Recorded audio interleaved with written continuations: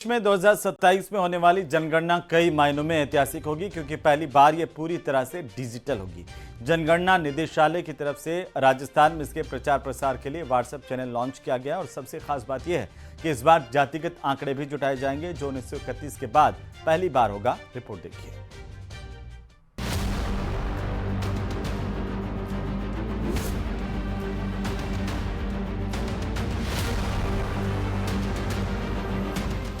पहली बार digital platform से होगी जनगणना।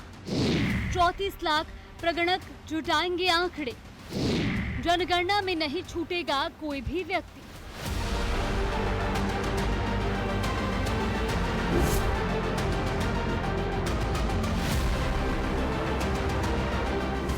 दो 2027 में देश में जो जनगणना होगी वो बेहद अहम होने जा रही है, जिसमें दावा किया जा रहा है कि कोई भी व्यक्ति इससे छूटेगा नहीं।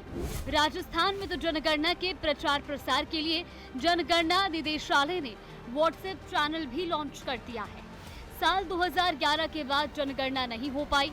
2021 में भी जनगणना होनी थी, लेकिन कोविड महामारी के चलते ऐसा नहीं हो पाया था। लेकिन अब 2027 में इसे 2 चरण में संपन्न कराया जाएगा। जनगणना के साथ जातिगत आंकड़े भी जुटाए जाएंगे। 2 चरणों में होने वाली जनगणना में पहले चरण में मकान सूचीकरण और मकान की गणना अप्रैल से सितंबर 2026 तक होगी, तो वही जनसंख्या की गणना का दूसरा चरण फरवरी 2027 तक होगा। पहली बार डिजिटल उपकरण एंड्रॉइड iOS ऐप, 16 भाषाओं का सपोर्ट और वेब पोर्टल से स्वगणना की सुविधा मिलेगी। पूरे देश में 34 लाख प्रगणक घर घर जाएंगे और किसी को भी जनगणना से छूटने नहीं देंगे। 1931 के बाद पहली बार जातिगत गणना होगी। 1941 में डेटा जुटा जरूर था, लेकिन प्रकाशित नहीं हुआ। स्वतंत्रता के बाद केवल अनुसूचित जाति और जनजाति के अतिरिक्त आंकड़े ही जुटाए गए, लेकिन इस बार परिवार के सभी सदस्यों की जाति की गिनती होगी। जनगणना 2 भाग में होने वाली है, 2 चरण इनफैक्ट। प्रथम चरण अप्रैल से सितंबर 2026 में होगा और द्वितीय चरण फरवरी 2027 में होगा। पहली बार हम लोग पूरे देश में डिजिटल जनगणना करने जा रहे हैं, जिसमें हर तरह का जो कार्य है, एनुमरेशन से लेके मैनेजमेंट का कार्य, हर तरह का कार्य डिजिटल ऐप के माध्यम से, डिजिटल पोर्टल के माध्यम से होगा।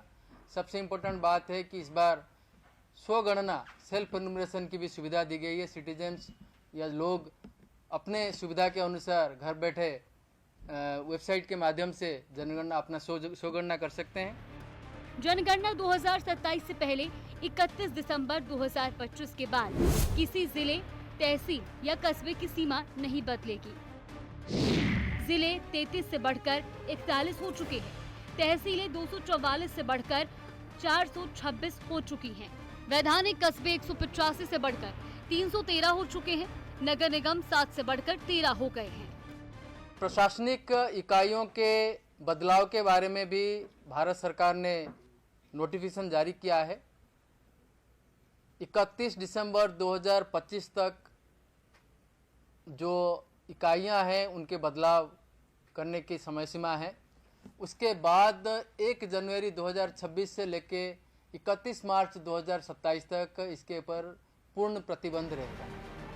जनगणना का इतिहास ऋग्वेद के दौरान 800 से 600 ईसा पूर्व भी मिलता है। इसके अलावा कौटिल्य के अर्थशास्त्र में भी इसका उल्लेख मिलता है। जनगणना संपूर्ण देश में प्रथम व्यवस्थित जनगणना असमकालिक 1865 से 1872 के बीच की गई। इसके बाद संपूर्ण देश में पहली बार सही जनगणना 1881 में हुई थी।